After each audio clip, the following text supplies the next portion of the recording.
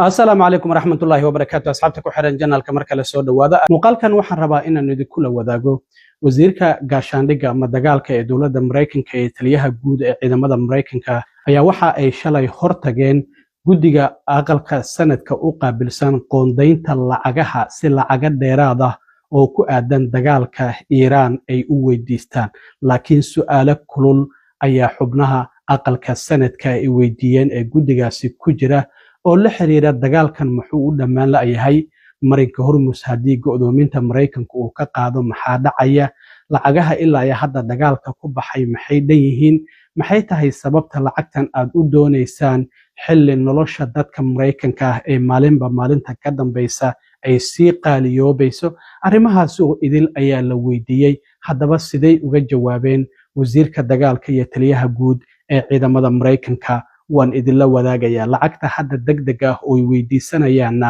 maxay dhan tahayna sidoo kale waan idinla wadaagaya duqa magaalada New York Zohran Mamdani ayaa waxa uu sheegay in ra'iisul wasaaraha Israa'iil uu yahay dambiye dagaal laakiin uusan lahayn awood uu ku xiro hadii New York uu yimaado isagoo dowladda federaalka ka codsaday in ay tallaabadaasi qaado madaxweyne Trumpna waxa uu yiri ma jirto qaab loo xiri karo Netanyahu arintaasina waan idinla wadaagaya gudoomiyaha gobolka New Jersey ayaa 4 maalmood kadib markii madaxweyne Trump uu yiri in 178,000 oo qof oo sharci darro ah ayaa u diiwaan gashan qaar ka mid ah gobolada Mareykanka inay doorashooyinka codeeyaan waxa shalay gudoomiyaha gobolka New Jersey ay ku dhawaaqday in computer si qalad ah uu u diiwaan geliyay 6,600 oo qof oo aan sharci u lahayn in ay doorashooyinka codeeyaan haddaba arrintaasi sidee ay uga jawaabtayna waan idinla wadaagaya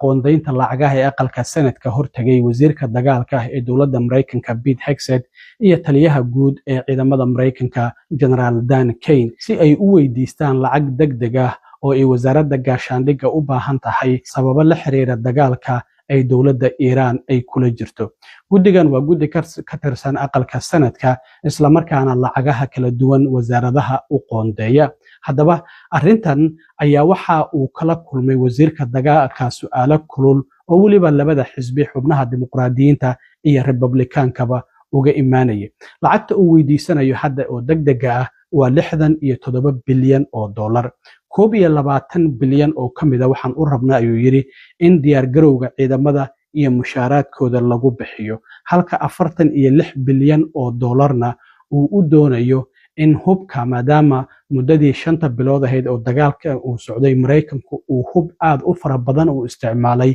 in hubkii mar kale dib loogu soo celiyo kaydka dowladda Mareykanka haddaba waa kan wasiirka dagaalka Pete Hegseth oo Congress-ka weydiisanayay lacagahan isla markaana u sharaxayay qaabka uu u doonayo lacagahan in ay u baxaan. Without these funds, we face critical shortfalls that threaten our ability to also simply pay our service members, rapidly replenish equipment and munitions, and sustain vital operations without disruption.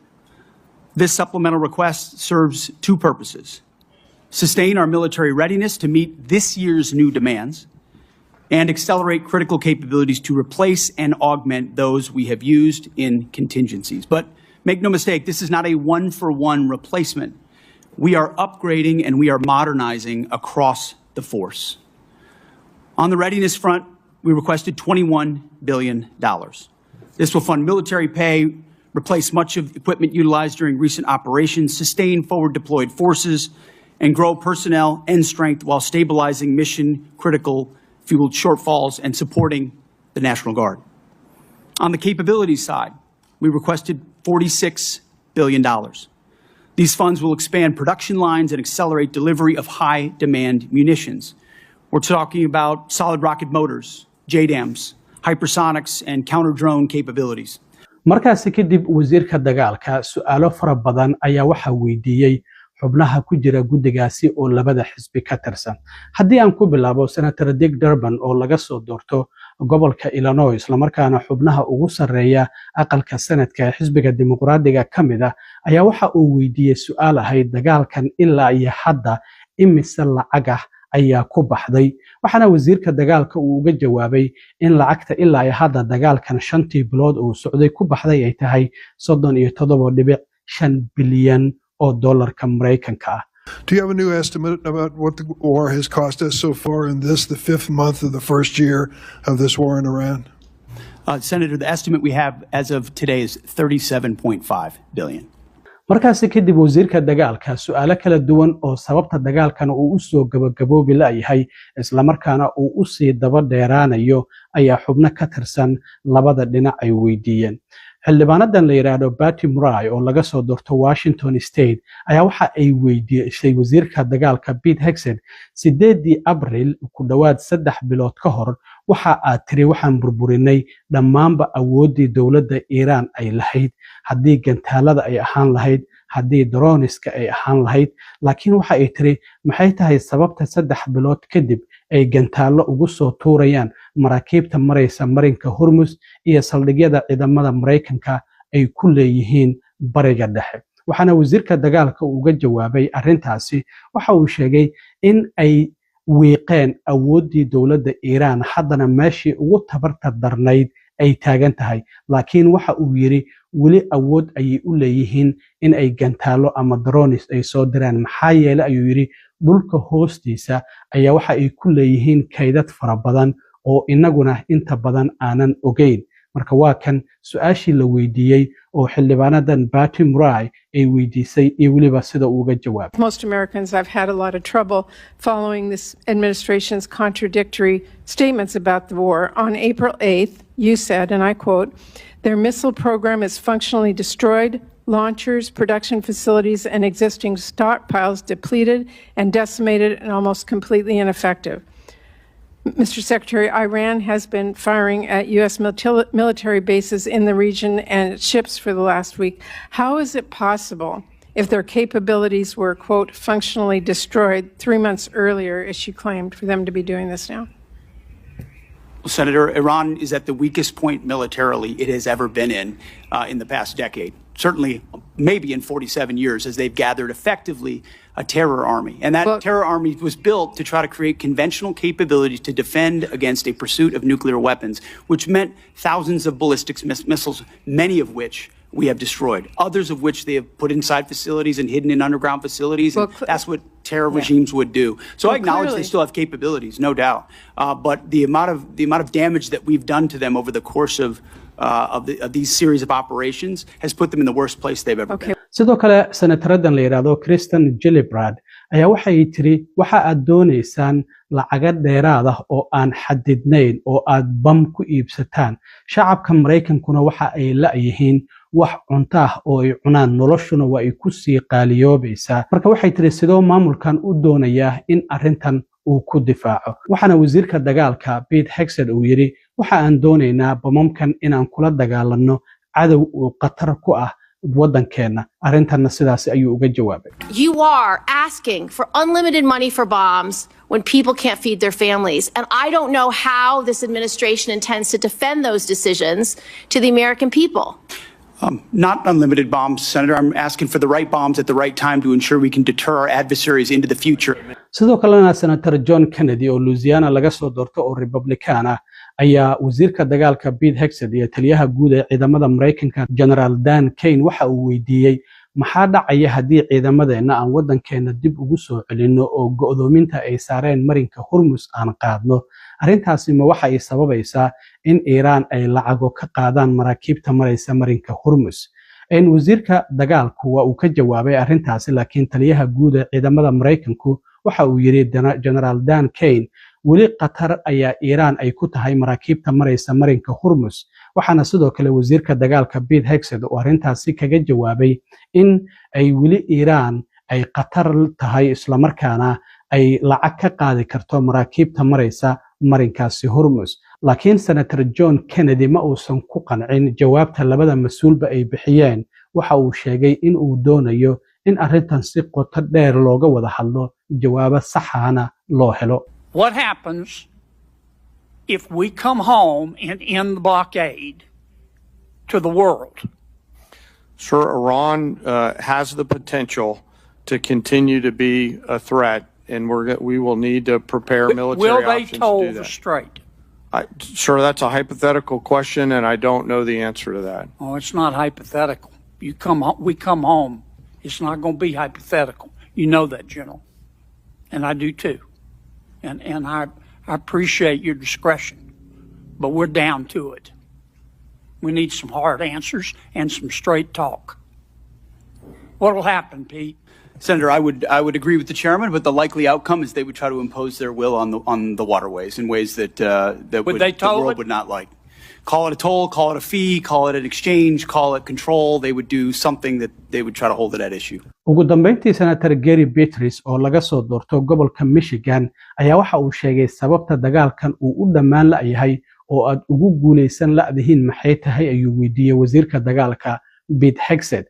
wasiirku aad ayuu arintan uga carooday waxana uu sheegay senatorku markii uu su'aashan weydiinayay waxa uu yiri ciidamadu shaqadooda waa ay qabanayaan laakiin hoggaanka ay leeyihiin ayaa wax uu yahay mid guul dareystay oo adigu aad ugu horeysa ayuu yiri wasiirka dagaalkuna aad ayuu arintaasi uga carooday waxa uu yiri xisbiga dimuqraadiga ayaa arintan siyaasadeynaya oo fuliyaal ah isla markaana diidan in ciidamada Mareykanka ay maalgeliyaan si ay dagaalkan ugu guuleystaan laakiin senatorku arintaasi waa uu diido waxa uu yiri ciidamadu hawshooda waa ay qabanayaan laakiin hoggaan ayaan jirin istiraatiijiyad leh doonayana in dagaalkan istiraatiijiyadii uu ugu guuleysan lahaa gabi ahaanba aysan jirin waxana ay arinta guuldarradu ay ka imaanaysaa dhinaca hoggaanka ma ahan dhinaca ciidamada. I will tell you how I use the word failure because I use the word failure to their leaders. You, sir, are the failure, not the men and women who are on that front line,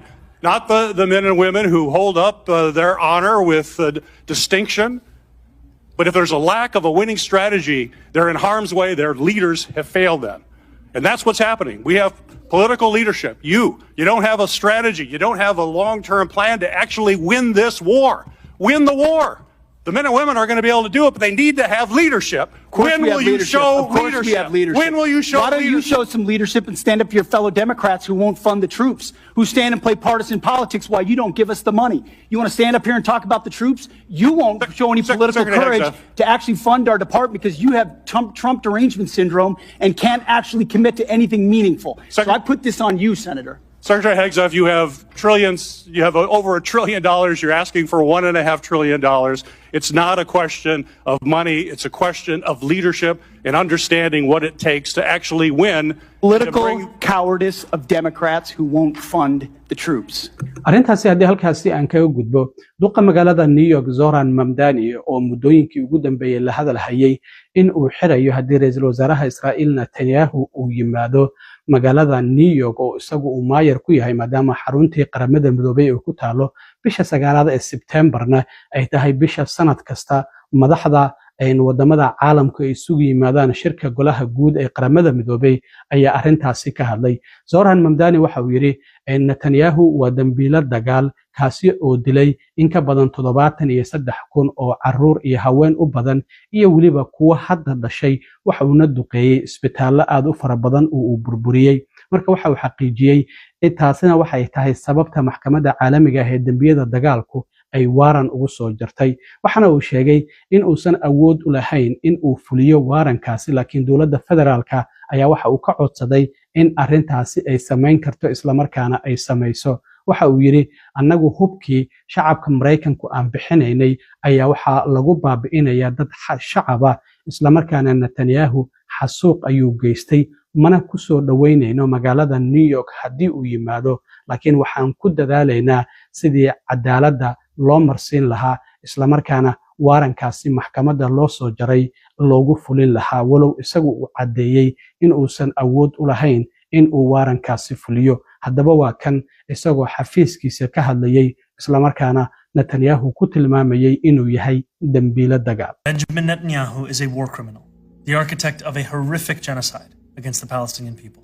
He is responsible for the killing of more than 73,000 people, for the maiming of tens of thousands of children as those who survive undergo amputation without anesthesia, for the targeting of neonatal hospitals and maternity care centers, denying newborns even the chance to live, for the countless people he starved as he blocked food and humanitarian aid from reaching them, for the gunning down of hundreds of aid workers and journalists.